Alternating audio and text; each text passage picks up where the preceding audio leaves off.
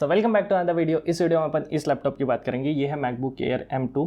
ये 2.5 साल पहले लॉन्च हुआ था और मैंने तभी लिया था और तब से अभी तक का एक्सपीरियंस बताऊंगा। सारी चीज़ें डिस्कस करेंगे अपन, प्रोज कॉन्स और कॉन्स के ऊपर के सॉल्यूशंस भी, क्योंकि क्रिटिसाइज़ करके कुछ नहीं होने वाला है ना, उस पर सॉल्यूशंस भी ढूंढना पड़ेगा अपने को, क्योंकि एक ही मशीन है अपने पास यूज़ करने के लिए। तो लेट्स बिगिन। तो प्रोज कॉन्स और सारी चीज़ें डिस्कस करने से पहले अपन इसके स्पेक्स देख लेते हैं कि मैंने कौन सा वाला वेरिएंट लिया था, क्या क्या इसमें चीज़ें थी। तो मैंने 16 GB रैम वाला लिया था, 256 GB रोम वाला, मतलब SSD, और 16 GB रैम बेस में नहीं आती, 8 GB आती है। मैंने अपग्रेड किया था, 20,000 एक्स्ट्रा देना पड़ा था, बहुत पैसे लेता है एप्पल। उसके बाद 8 कोर CPU, 8 कोर GPU और 16 कोर न्यूरल कोर्स थे, मतलब न्यूरल इंजन। एंड इसमें दो साइजेस आते हैं, एक 13 इंच और एक 15 इंच। तो मैंने 13 इंच वाला लिया था। तो अब बात करते हैं इसके प्रोज पर, क्योंकि पहले अच्छी चीज़ें डिस्कस कर लेते हैं, फिर कॉन्स पर जाएंगे और उस पर सॉल्यूशंस वो बाद में डिस्कस करेंगे। तो प्रोज में पहला पॉइंट आता है ईज टू कैरी। ये देखो, ये मैं ऐसे ही पकड़ के हूँ लास्ट 5 मिनट से और मेरे को उतना ज़्यादा बल्कि फील नहीं हो रहा। ये बहुत सारे लोग निगलेक्ट कर देते जब एक लैपटॉप लेते हैं, क्योंकि लैपटॉप का मतलब ये होता है कि वो ईजी टू कैरी रहना चाहिए, अपने लैप पर यूज़ करते आना चाहिए ज़्यादा देर तक। तो ये वो चीज़ें सॉल्व करता है, लाइक सॉल्व नहीं बोलेंगे अपन, ये वो चीज़ें प्रोवाइड करता है कि ये ईजी टू कैरी है, बहुत हल्का है। ये देखो, like you can imagine 1.24 kg का है, बस दैट्स इट। तो फिर बात करते हैं अपन स्टेबिलिटी की। स्टेबिलिटी ऑफ सॉफ्टवेयर्स बहुत तगड़ी है। लाइक इसके लिए सेपरेटली सॉफ्टवेयर बनते हैं और इसमें ज़्यादा वेरिएंट नहीं है, तो कंपनीज बहुत अच्छे से ऑप्टिमाइज़ कर पाती है। ये आपने बहुत बार सुना होगा। लाइक मैंने डाविंची रिजॉल्व यूज़ किया है, एडिटिंग सॉफ्टवेयर है, हार्ड ये, मतलब अगर उसका फ्यूजन यूज़ किए जो आफ्टर इफेक्ट्स जैसा काम करता है, तो बहुत मतलब ऐसा इंटेंसिव टास्क है और ये गर्म भी हो जाता है, वो अपन बाद में डिस्कस करेंगे। बट ये क्रैश नहीं होता। एक ही बार क्रैश हुआ अभी तक मेरे साथ, मतलब 2.5 साल यूज़ किया हूँ मैंने, और उसमें एक ही बार क्रैश हुआ है। तो यू कैन इमेजिन कि कितना स्टेबल है इसमें सॉफ्टवेयर। नेक्स्ट आता है shortcuts. I am not exaggerating here, but ये एक बार आपने यूज़ करना सीख गया और शॉर्टकट सारे सीख गए, एक नंबर फील होगा। लाइक मज़ा आएगा यूज़ करने में कि सारी चीज़ें से पट से शॉर्टकट से हो रही है, आपको माउस यूज़ करने की ज़रूरत नहीं, कई बार तो ट्रैक पैड भी यूज़ करने की ज़रूरत नहीं। कोई शॉर्टकट इसके इतने तगड़े हैं और कोई इतने बेकार है कि आप यूज़ करना ही छोड़ दोगे। तो हाँ, इसमें भी अच्छे भी बहुत है और ख़राब भी बहुत है, तो अपने को अच्छी चीज़ें लेनी है, ख़राब छोड़ देनी है। तो या शॉर्टकट्स यूज़ करोगे तो बहुत सही फील होगा, मतलब बहुत अच्छी तरीके से प्रोडक्टिव टाइप फील होगा। और उसी के साथ नेक्स्ट पॉइंट आता है अपना प्रोडक्टिव वाला। देखो, ये सब्जेक्टिव है, अब पर्सन टू पर्सन डिपेंड करता है कि प्रोडक्टिव कैसे चीज़ से डिफाइन करते हैं अपन प्रोडक्टिविटी को। बाकी मेरे हिसाब से तो ये एक प्रोडक्टिविटी मशीन है। इसमें बहुत सारी चीज़ें आप ऐसे इंस्टॉल करके रख सकते हो। पहली चीज़ आती है इसमें गेमिंग नहीं कर सकते, वो कौन भी है, लेकिन गेमिंग नहीं कर सकते तो एक डिस्ट्रैक्शन हट जाता है, तो अपन ज़्यादा प्रोडक्टिव टास्क कर सकते। देखो, सब्जेक्टिव है बोला मैंने, तो ज़्यादा इस पर अटैक मत करना मेरे पर कि ऐसे कैसे प्रोडक्टिव मशीन बोल दिया इसको। सो प्रोडक्टिविटी में ही नेक्स्ट पॉइंट आता है कोडिंग का। It is one of the best machines for coding. देखो, ऐसा नहीं है कि कोडिंग नहीं होती बाकी मशीन्स पर, मोबाइल में भी कर सकते करने वाले तो, बट अगर इस पर किए, it is one of the best. आपको जो फील होगा ना कोडिंग करते हो, मैं बता नहीं सकता। इसका कीबोर्ड बहुत तगड़ा है, लाइक उतना, मतलब मैकेनिकल कीबोर्ड यूज़ करने वालों के लिए नहीं है, बट मेम्ब्रेन वालों के लिए बहुत सही है। बहुत टैक्टाइल ऐसे कीज़ है इसके, बहुत सही फील होता है कि इसको प्रेस करते हो। और अगर आपने इसको एक मॉनिटर के साथ अटैच कर दिया, अभी मैंने रिसेंटली एक मॉनिटर लिया था, उसकी वीडियो यही कहीं आ रही होगी या फिर लास्ट में देख लेना, और नीचे डिस्क्रिप्शन में भी लिंक दे दूंगा। बैक टू द टॉपिक कि अगर आपने इसको मॉनिटर के साथ पेयर किए तो आप एक मॉनिटर में 2 स्क्रीन यूज़ कर सकते हो और तीसरी स्क्रीन ये, तो आप बहुत सही तरीके से कोडिंग कर सकते हो। एक बार इसको यूज़ करके देखो, मज़ा आ जाएगा। इसका डिस्प्ले बहुत तगड़ा है, इसकी क्वालिटी। सो डिस्प्ले से ही नेक्स्ट पॉइंट आता है मीडिया कंजम्पशन का। Best, one of the best devices for media consumption. YouTube videos देख रहे हो, नेटफ्लिक्स देख रहे हो, प्राइम देख रहे हो, कुछ भी देख रहे हो, ये one of the best displays है। ये एक तो स्लिम है, इसकी बैटरी लाइफ अच्छी है और डिस्प्ले तो और भी अच्छा है, तो ले लो भाई अगर मीडिया कंजम्पशन के लिए और बजट है। लाइक मैंने ये 140 का लिया था, 130-140 का, और अभी ये सेम स्पेक्स वाला 16+256 वाला M4 वाला सिर्फ 90,000 में मिल रहा है एजुकेशन डिस्काउंट के साथ। तो लाइक यू कैन थिंक कितना ज़्यादा वैल्यू फॉर मनी है। Value for money doesn't mean कि सस्ता है, वैल्यू फॉर मनी मीन्स कि 90,000 में भी वो उतनी वैल्यू प्रोवाइड कर रहा है। और M4 वाला तो और ज़्यादा पावरफुल है M2 से, तो आप ले सकते हो आग बंद करके अगर मीडिया कंजम्पशन वगैरह करना है तो। फिर नेक्स्ट पॉइंट आता है पावरफुल। देखो, ये फैनलेस होने के बावजूद भी ये बहुत सही परफॉर्मेंस देता है। आप स्पेक्स देख ही सकते हो, आप एप्पल का इवेंट देख लो या फिर किसी और क्रिएटर्स का देख लो जो कंपेयर कर रहे हैं, जिसमें ग्राफ्स वगैरह से समझाते वो लोग, बट मैं नॉर्मली बताता हूँ, ये बहुत पावरफुल है।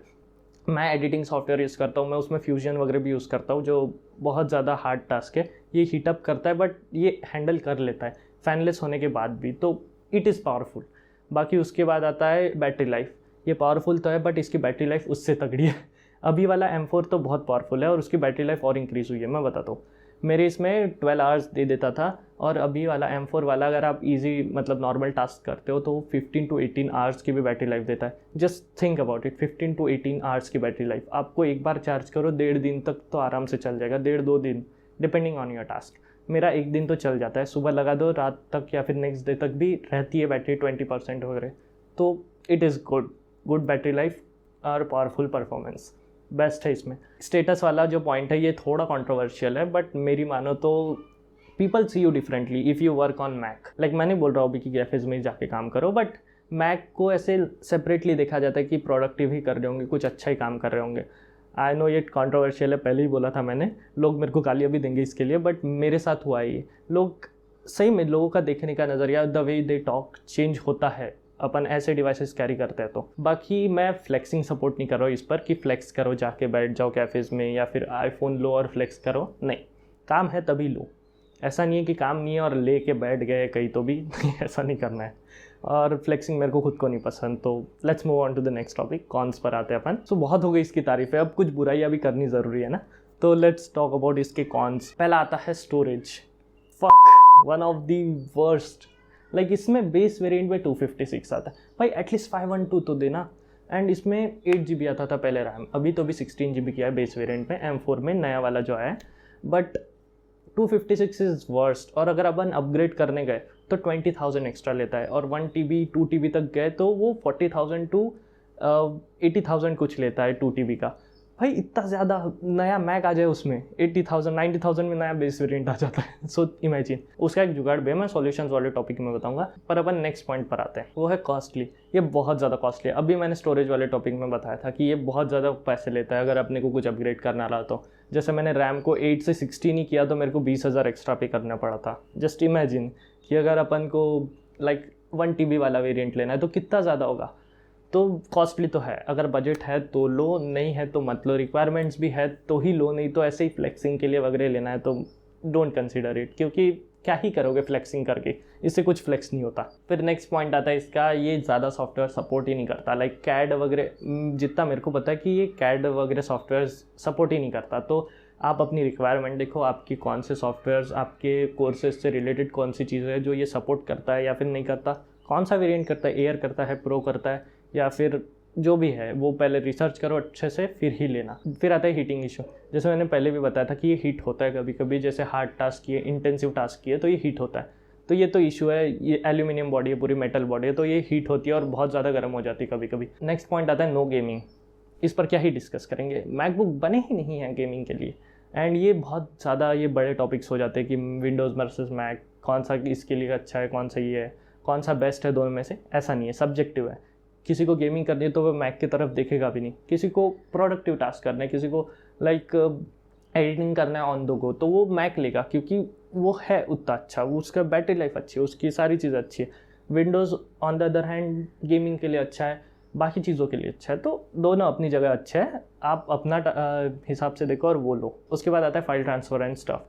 मैं एंड्रॉयड प्लस मैक का कॉम्बिनेशन यूज़ करता हूँ, तो थिंक अबाउट इट। लाइक मेरे को अगर कुछ इधर से उधर करना रहा फाइल्स को तो मेरे को बहुत झंझट करनी पड़ती है। इस पर सॉल्यूशंस भी है, मैं सॉल्यूशन वाले टॉपिक में बताऊंगा, बट है झंझट। बाकी नेक्स्ट आता है डेलीगेसी। ये बहुत डेलिकेट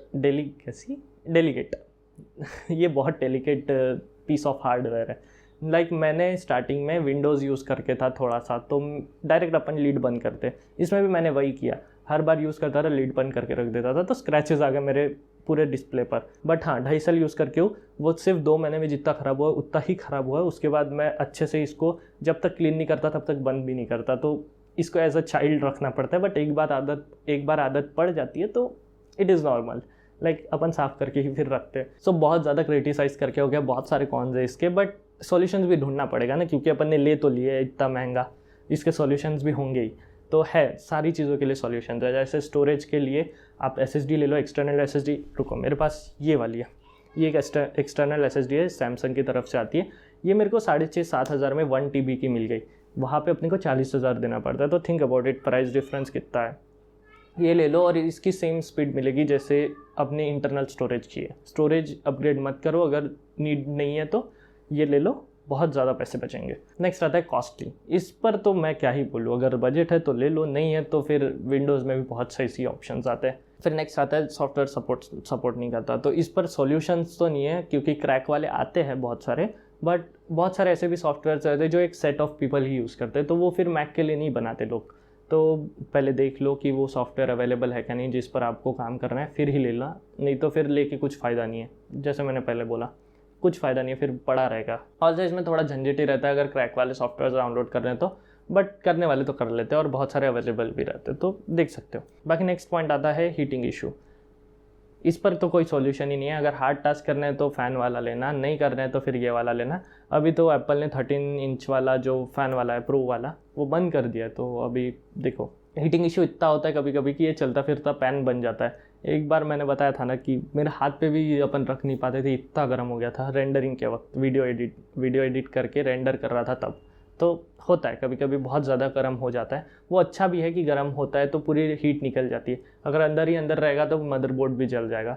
वो बहुत अलग टॉपिक हो गया, बट एक ईजी एक्सप्लेन कर दिया मैंने कि हीटिंग अच्छी भी है। अभी नेक्स्ट पॉइंट पर आते, गेमिंग होती नहीं है, so it is not good for gaming. ये गेमिंग के लिए नहीं बना है, तो ये इसको कंसिडर ही मत करो। अगर गेम्स बहुत ज़्यादा पसंद है और गेम्स खेलना है, एप्पल प्रोवाइड करता है, बट मत लेना, ये गेमिंग के लिए बेकार है। इसका डिस्प्ले भी बहुत बेकार है, 60 हर्ट्ज़ का ही डिस्प्ले आता है, तो कंसीडर ही नहीं कर सकते अपन गेमिंग के लिए। बाकी नेक्स्ट पॉइंट आता है अपना फाइल ट्रांसफ़र वाला। जैसे मैंने बोला मैं एंड्रॉयड प्लस मैक यूज़ करता हूँ, तो इसमें फ़ाइल ट्रांसफ़र डायरेक्टली तो नहीं होता। अगर केबल लगा के करना है तभी भी नहीं होता, तो उसके लिए सॉफ्टवेयर डाउनलोड करने पड़ते हैं, ऐप्स डाउनलोड करने पड़ते हैं। ये भी क्रैक वाले ही रहते हैं, बट क्या ही करें, ऐप स्टोर पे तो नहीं मिलने वाले, वो प्रोवाइड भी नहीं करेगा एप्पल। बट एक है नियर बाय शेयर, अभी लॉन्च हुआ है, वो वायरलेसली अच्छी स्पीड देता है। जैसे अपन एंड्रॉयड टू एंड्रॉयड यूज़ करते हैं, near by share, quick share जो भी है, वो डायरेक्टली अभी मैक में भी आ गया। एक बार डाउनलोड करना पड़ता है, मैंने करके रखा है, एक बार डाउनलोड करो हो गया, you are good to go. अगर केबल वाला करना है जो थोड़ी ज़्यादा फास्ट स्पीड प्रोवाइड करता है, तो उसके लिए एंड्रॉयड फाइल ट्रांसफ़र ऐसा ही कुछ ऐप का नाम है, वो डाउनलोड कर लो। वो भी एक बार डाउनलोड करना पड़ता है, फिर you are good to go. तो देखो ये इस पर सॉल्यूशंस है, हर चीज़ के लिए सॉल्यूशंस आते हैं, बट यही है कि वो थोड़ा एक बैरियर बन जाता है। नेक्स्ट आता है डेलीगेट। ये डेलीगेट है, जैसे मैंने बोला मेरे इस पर स्क्रैच पड़ गए, बट उसके बाद अपन सीख जाते हैं, गलती के बाद ही सीखते हैं, तो उसको साफ़ करके रखना पड़ता है। बाकी पीछे से आप इसके कवर्स आते हैं बहुत सही वो लगा सकते हो। एक मेम्ब्रेन टाइप आता है, मतलब एक पतली थीन शीट आती है जो अपने कीबोर्ड के कवर आता है, वो ले सकते हो आप। तो है उस पर भी ऑप्शन है, आप स्क्रीन गार्ड भी लगा सकते हो। ये मेरा पर्सनल चॉइस था कि मैंने स्क्रीन गार्ड नहीं लगाया, इसलिए स्क्रैच भी आ गया। तो देखो आपके ऊपर है। बाकी that was it for this video. आप बताओ आपका कौन सा चीज़ इसकी अच्छी लगी और कौन सी ख़राब लगी।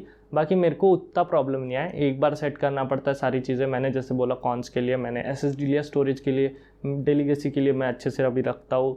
बाकी गेमिंग तो करता ही नहीं, तो कोई काम का ही नहीं है। तो ऐसे अपने अपने ऊपर है कि आपको कौन सा टास्क करना है, उसके ऊपर है।